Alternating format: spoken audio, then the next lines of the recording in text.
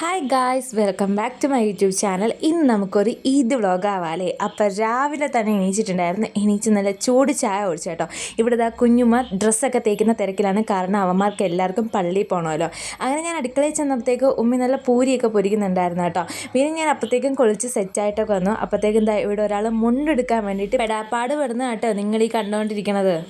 At last അത് എൻ്റെ കൈ തന്നെ വരേണ്ടി വന്നു കേട്ടോ. അങ്ങനെ ഇവരെല്ലാവരും പള്ളിയിലേക്ക് പോവാണേ.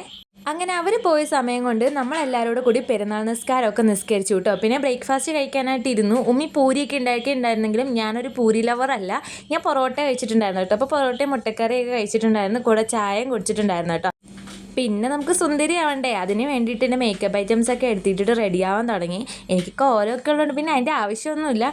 പിന്നെ ഇതാണ് എൻ്റെ ഔട്ട്ഫിറ്റ്, വാട്ട് അബൌട്ട് ഇറ്റ്. പിന്നെ ഞങ്ങൾ എല്ലാവരും കൂടെ മാമിയുടെ അടുത്ത് പോയിട്ടുണ്ടായിരുന്നു. മാമിയോടെ പായസമൊക്കെ ഉണ്ടാക്കി വെച്ചിട്ടുണ്ടായിരുന്നു കേട്ടോ. പിന്നെ അതൊക്കെ കുടിച്ചു. പിന്നെ ചോക്ലേറ്റ്സ് ഒക്കെ ഉണ്ടായിരുന്നു, അതൊക്കെ കഴിച്ചു കേട്ടോ. അപ്പോഴേക്കും ഉമ്മി വന്ന് പപ്പടമൊക്കെ ഉണ്ടാക്കി. അങ്ങനെ ഞങ്ങൾ എല്ലാവരും കൂടി ഒന്നിച്ചിന്ന് ഫുഡൊക്കെ കഴിച്ചിട്ടുണ്ട്. ഈ ബീഫിൻ്റെ എക്സ്പീരിയൻസ് ഒക്കെ ചെയ്യാൻ പറ്റുന്ന ടൈം എന്ന് പറയുന്നത് ഈ വലിയ പെരുന്നാളല്ലേ. അപ്പോൾ എന്തായാലും ഇൻസ്റ്റാഗ്രാമിൽ ഇപ്പോഴത്തെ ട്രെൻഡിങ് റെസിപ്പി ആയിട്ടുള്ള ചെറുള്ളി വെച്ചിട്ടുള്ള ബീഫ് ഉണ്ടാക്കാമെന്ന് വിചാരിച്ചു കേട്ടോ.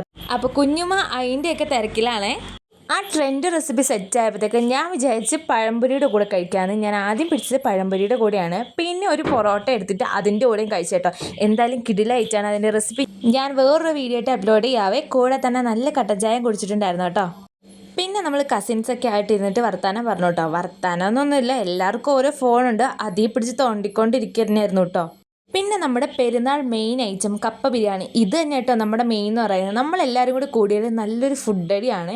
അപ്പോൾ ഇത്രയൊക്കെ ഉള്ളൂ എൻ്റെ പെരുന്നാൾ വിശേഷങ്ങൾ. നിങ്ങൾക്ക് എല്ലാവർക്കും ഇഷ്ടപ്പെട്ടെങ്കിൽ സബ്സ്ക്രൈബ് ചെയ്യാൻ മറക്കല്ലേ കേട്ടോ. പിന്നെ സപ്പോർട്ട് ചെയ്യണേടാ. അപ്പോൾ ഓക്കെ, ബൈ.